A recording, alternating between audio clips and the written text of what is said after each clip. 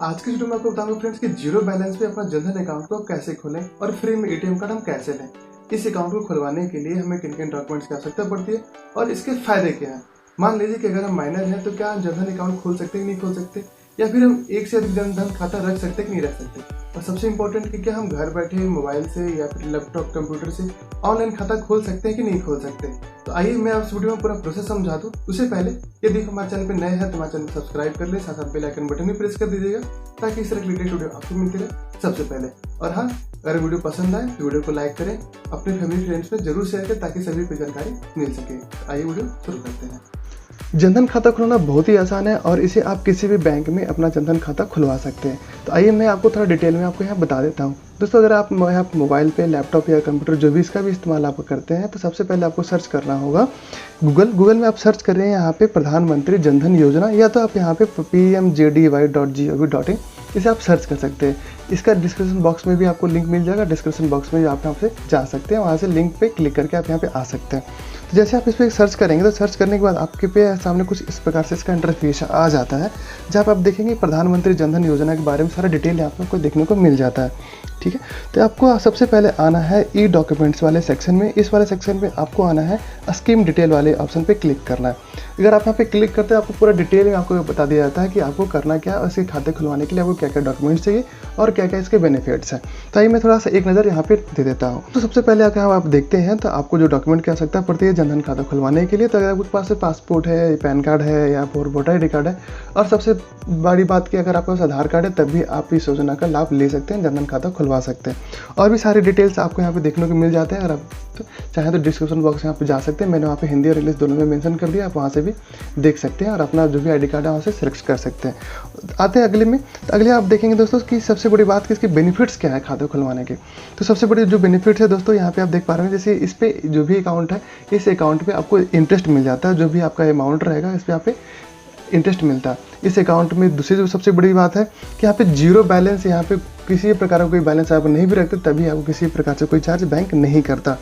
और यहाँ पे 2 लाख का आपको एक्सीडेंटल इंश्योरेंस भी हो जाता है। अगर किसी व्यक्ति का डेथ हो जाता है और उसके बाद जनधन खाता है तो वहाँ पे 30,000 रुपये उसको भी इंश्योरेंस के तहत उनको मिल जाते हैं। और इससे पैसा ट्रांसफ़र करना इंडिया में बहुत ही आसान है। और सबसे बड़ी बात दोस्तों, यहाँ पर काफ़ी सारे बेनिफिट्स आपको देखने को मिल जाते हैं। और यहाँ पे आपको फ्री में रुपए कार्ड, यानी कि आपको एक एटीएम कार्ड आपको मिल जाता है, इसका आप इस्तेमाल आसानी से कर सकते हैं। ठीक है, और उससे एक बड़ी बात दोस्तों कि यहाँ पे अगर इस अकाउंट का आप 6 महीने तक अच्छे तरह से चलाते हैं तो आपको 10,000 रुपये तक एक ओवरड्राफ्ट फैसिलिटी मिल जाता है, जिसे आप जब चाहें तब इसे अवेल कर सकते हैं और उसके बाद आपको इस पैसे को जमा करना होता है। तो ये आपके एक बहुत ही अच्छा ये स्कीम है भारत सरकार के द्वारा।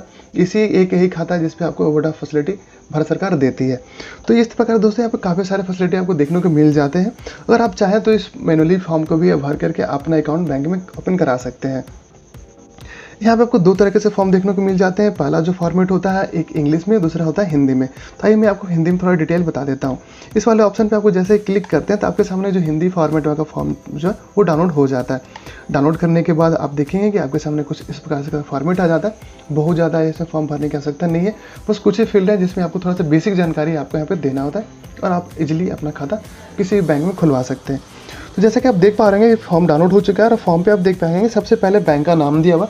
आप जिस भी बैंक में अपना खाता खुलवाना चाहते हैं उस बैंक का नाम आपको यहाँ पे लिखना होता है।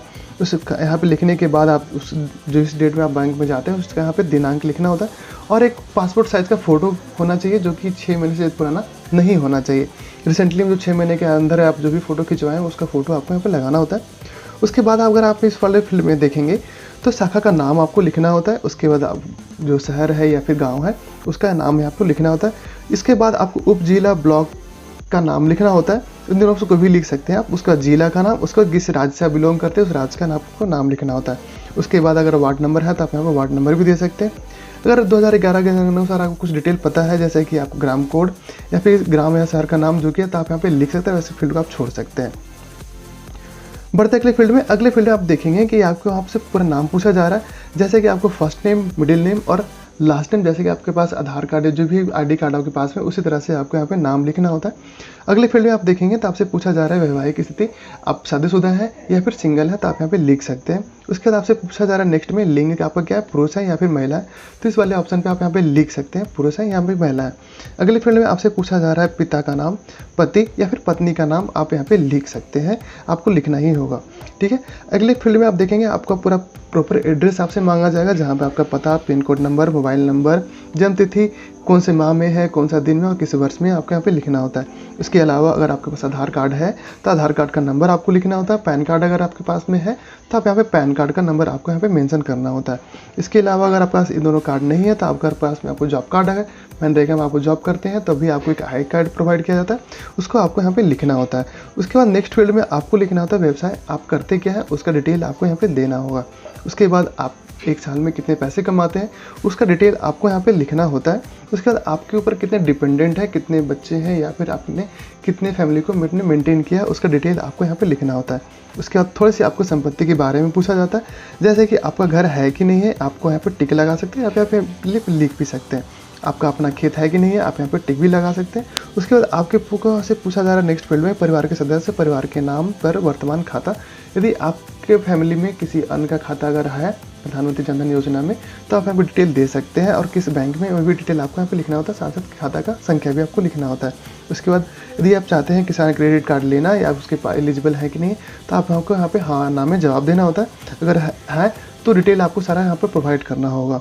अगर आप उसके बाद आपसे पूछा जाए रुपये डेबिट कार्ड अगर आप लेना चाहते हैं तो आपको यहाँ पे टिक लगा करके यस आपको सहमति देना होगा, तब आपको फ्री में एक एटीएम कार्ड भी आपको मिल जाता है, जिसका आप आकस्मिक इसका इस्तेमाल भी कर सकते हैं पैसा निकालने के लिए एटीएम मशीन से।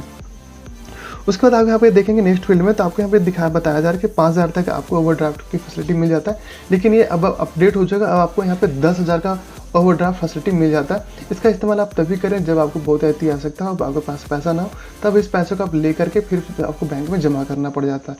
तो ये ओवरड्राफ्ट फैसिलिटी आपको इस अकाउंट में देखने को मिल जाता है, जिसका आप आसानी से इसका इस्तेमाल कर सकते हैं। उसके बाद सबसे नीचे अगर आप देखेंगे तो यहाँ पे लिखना होता है प्लेस, स्थान का नाम दे दें, उस दिन का नाम लिख दें। उसके बाद आपको यहाँ पे अपना अगर आप अंगूठा लगा दें तो अंगूठा लगा दें, ऑफिसर के सामने लगाएं, जो भी आप बैंक जाते हैं तो बैंक कर्मचारी के सामने लगाएं, या तो अगर आप साइन करते हैं तो साइन भी आप बैंक कर्मचारी जो उनके सामने ही करें, तभी वैलिडिटी माना जाएगा, अदरवाइज इसे शायद कैंसिल कर दें और आपको फिर से परेशान होना पड़ सकता है। ठीक है, यदि आप चाहते हैं नामांकन करने के लिए या नॉमिनी देने के लिए, तो नॉमिनी का नाम, क्या संबंध है और कितना एज है या मेच्योर है या फिर माइनर है, उसका डिटेल आपको देना पड़ता है। उसके बाद आपको यहाँ पे फिर से स्थान और दिनांक लिखने के बाद फिर से आपको यहाँ पे साइन करना होता है। तो इस प्रकार से आप इस फॉर्मेट को बिल्कुल आसानी से इजीली मोड में आप फॉर्म को फिलअप करके आप आसानी से अपना अकाउंट खुलवा सकते हैं।